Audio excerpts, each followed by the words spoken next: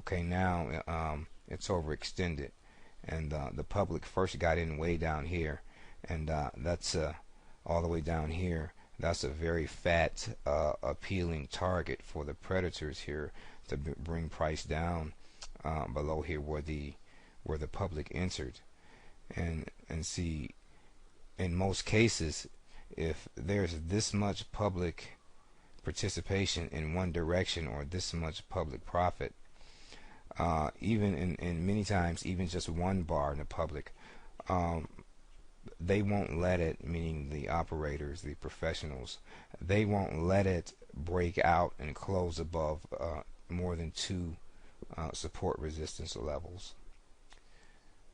And before that happens, because somewhere, let's just say, after we get a close above this level here, this resistance level, well, price continues up because the next level is going to be this top here, this high on this top. And a lot of these public traders who got in buying here, they're going to take their profit in here. And so then, the operators, they feel that they lose for reasons that we've spoken about in the past. So now, so far, we know that we want to first establish the daily range at the open of trading for the next day. We know that we only want to enter trades at support or resistance levels from our daily range area, and anything happening in the middle between those ranges we want to stay away from. We know that the market has a tendency to head fake, and that it will usually first move the opposite way from the true direction for the day. And you've seen how we want to track the herd, or we want to track the public, because if the public is in on a breakout of support or resistance, then we want to trade in the direction of the public, and that is if it's in the direction of the trend. You really only want to trade in the direction of the public when the public is moving in the direction of the trend. If there's a public bar counter trend and you see a public bar, that bar is going to immediately be faded 9 times out of 10. Price is going to reverse there. Okay.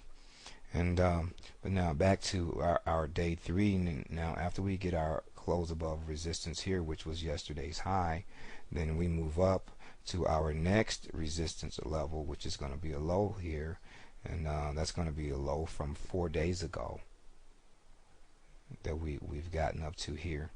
So now many times this would be a buy signal, except for we're kind of extended here because this is the third the third up bar in this swing that the public is in on, and I can't see the operators letting us go above here in any event before they come down and shake out some of these people who did not exit the market on the way up. And back to day 3, and we've already talked about that resistance on the way up is support on the way down. And so what happens after we get our close above our resistance level here? Well, this low from 4 days ago, this is now support at the close of this bar. But what happens on the next bar is that we close below support. Okay, we close below support. What does volume look like? Well, it was lower volume. Okay, it was lower volume, but who was in on the volume? Operators. Same thing goes for the operators, the professionals, as goes for the public. If the public or the operator are in on the break, okay, you can take that as a signal. So we have a close below support here. We have operator participation, and we've had a nice upswing here, and we've got all these buyers down here who have not been tested. And during this test, this move down here during this test, many professionals will call this a backing and filling, okay, because they want to back price up and fill the orders of those who want to sell, because they know price is going to go back up.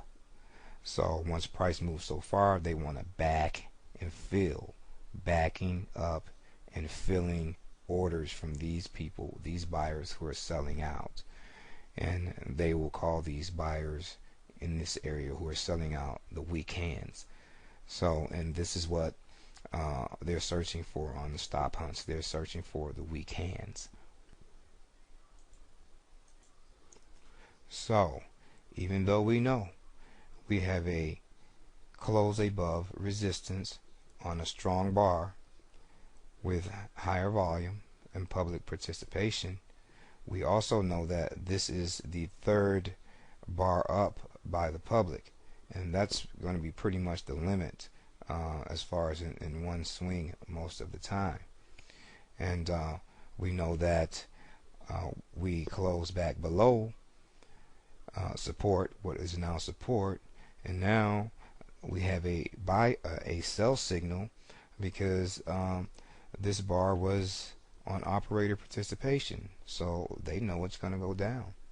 And now then our next thing would be, where would we want to take our target?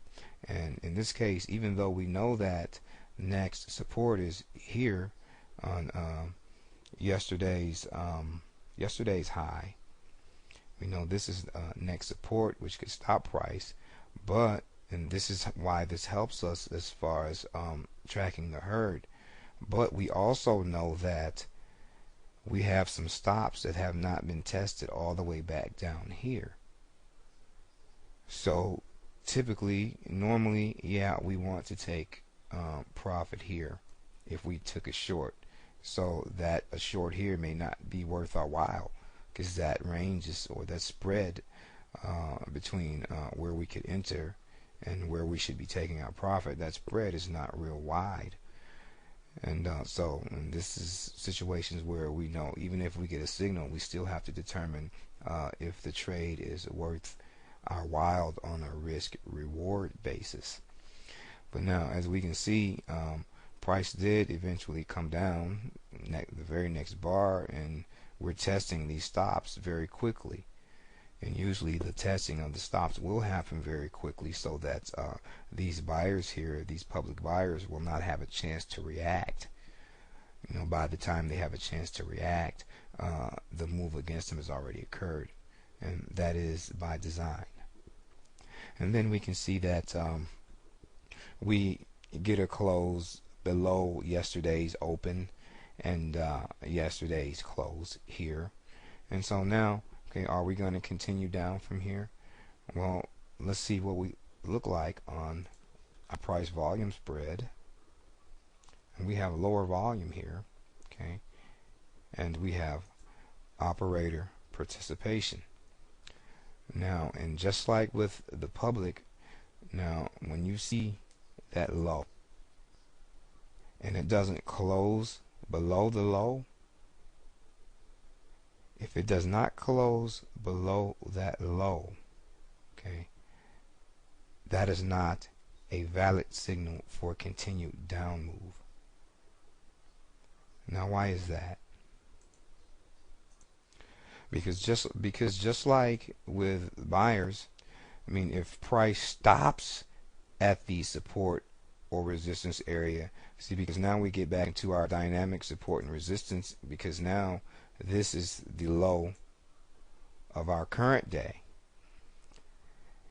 And after we've made a low and we've made a high of our current day, then the current day's low and the high now become support and resistance for our daily range. And it becomes, once again, dynamic support and resistance. So again, if price approaches a support or resistance level and stops and touches but does not break and close beyond that support or resistance level on operator participation, okay, you can expect price to reverse because what that means is that the operators are buying the bottom here. And of course you would have to wait to the next bar to confirm that, in which we do get here. This bar is also on operator participation. But just to clarify that it works the same way with the public bars. If it's, like we said before, if it stops, if it touches and stops, does not close beyond, then we want to fade that or look to go the other way off of that, of course with confirmation.